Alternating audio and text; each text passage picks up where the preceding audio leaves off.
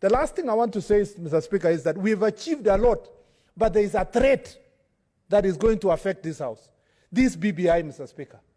This BBI is going to, Mr. Speaker, take away the gains we have achieved in that judgment.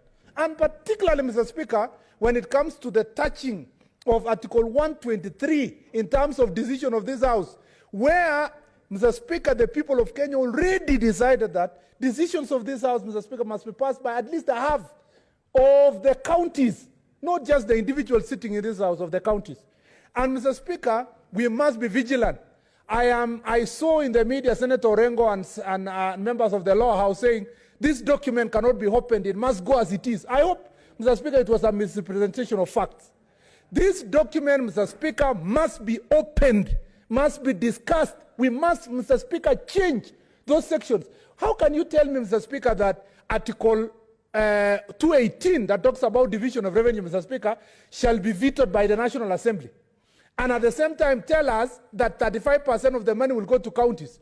Mr. Speaker, the president, if you get a president who is Mjeuri, Mr. Speaker, the president will say, I can't be able to allocate 35%, and Mr. Speaker, there is nothing we can do because it will collude with National Assembly, and they pass, Mr. Speaker, whatever, if it is 20, 15, or 18%, Mr. Speaker, and there is nothing we can do.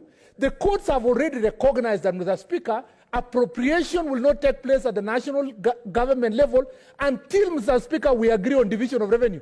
That is why those people have run to the BBI report to remove our responsibility on division of revenue. Mr. Speaker, that report ought to be opened. And I want to challenge this House. Mr. Speaker, and particularly, and I can say this without fear of contradiction, it's a pity that, Mr. Speaker, BBI was led by a chairman who is the chair of security in this House. And, Mr. Speaker, the former Attorney General was sitting there, Mr. Speaker, who is a very respectable person. Then, Mr. Speaker, the institution that has been assaulted most is the Senate. Mr. Speaker, as a House, you must lead us to a proper retreat. And I want to thank Senator Mogeni, because I have information that in a forum, Mr. Speaker, in Naivasha, he stood firm with some of the senators there and said, things must change in this BBI report concerning the Senate. And I want to say, it will take the courage of senators in this House to stand firm and say, we want a Senate that stands for the interests of the people of Kenya. Mr. Speaker, I will hate the day I will come back to this House to be called the male senator of Elgeyo Marakwet. I will hate the day, Mr. Speaker, I'll come to this House and call Orengo, Mr. Orengo, the male senator of Siaya. Mr. Speaker, or call Amos Wako, the male senator of Siaya. What kind of a thing is that? If, Mr. Speaker, we are tired of making Senate a proper Senate with, Mr. Speaker, the proper representation and 1 vote for every count, and we want to donate this House for purpose of gender parity, Mr. Speaker, it's better to change that section and say the Senate shall be composed of women only, so that at least every count can elect one senator who is a lady. But to come and call Senator Fatuma here that the female senator of Isiolo, Mr. Speaker, I think we have a problem. We need, Mr. Speaker, to ensure that the institution of the Senate is protected, and we must achieve the gender rule that we must achieve, but not by, Mr. Speaker,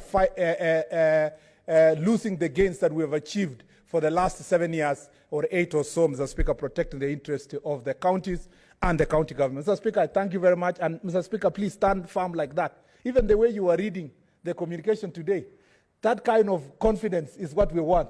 And Mr. Speaker, because these decisions for the remaining 1.5 years will be on your shoulders, Mr. Speaker, we will stand before you, we will support you like we did in this case.